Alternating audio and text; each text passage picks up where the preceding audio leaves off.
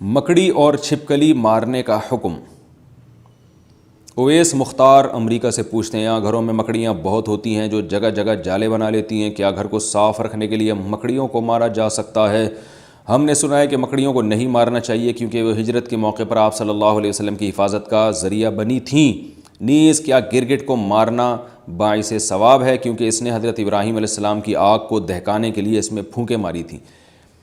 مکڑیوں کو مارنا تو جائز ہے، اس کے ناجائز ہونے کی ہمارے پاس کوئی دلیل نہیں ہے، اور ظاہر ہے گھر میں تنگ بھی کر رہی ہیں تو وہ تو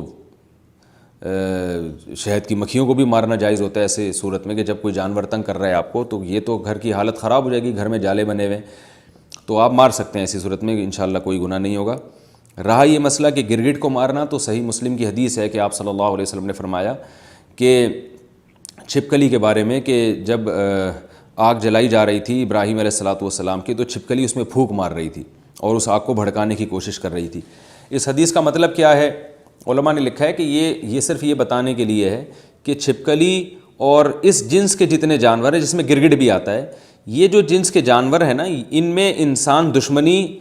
کے سافٹ ویئر انسٹال ہوئے ہیں، یہ انسان دشمن جانور ہیں، یہ ان کو جب موقع ملتا ہے انسان کو نقصان پہنچاتے ہیں، تو اس لیے آپ صلی اللہ علیہ وسلم نے چھپکلی کو مارنے کی ترغیب دی، اور گرگٹ کا بھی وہی حکم ہے جو چھپکلی کا ہے، اور آپ صلی اللہ علیہ وسلم نے فرمایا کہ جس نے ایک وار میں مارا اس کو 100 نیکیاں ملیں گی، اور جتنے وار کم ہوتے جائیں گے نیکی کم ہوتی چلی جائے گی۔ وجہ اس کی یہ ہے کہ جانور کو جتنی کم تکلیف دے کے موت دیں گے وہ اتنا زیادہ ثواب ہے۔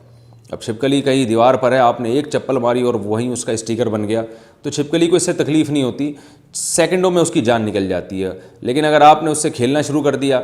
پہلے اس کی دم کاٹی، اس کا آدھا گھنٹہ آپ نے دم کا تماشا دیکھا جیسے بچے کرتے ہیں چھپکلی اور گرگٹ کے ساتھ، پھر اسے رسی میں گھما گھما کے مار رہے ہوتے ہیں، تو اس سے آپ کی نیکیاں کم ہوتی چلی جائیں گی، بلکہ جانور پہ ظلم کا گناہ بھی ہو سکتا ہے۔ تو اس لیے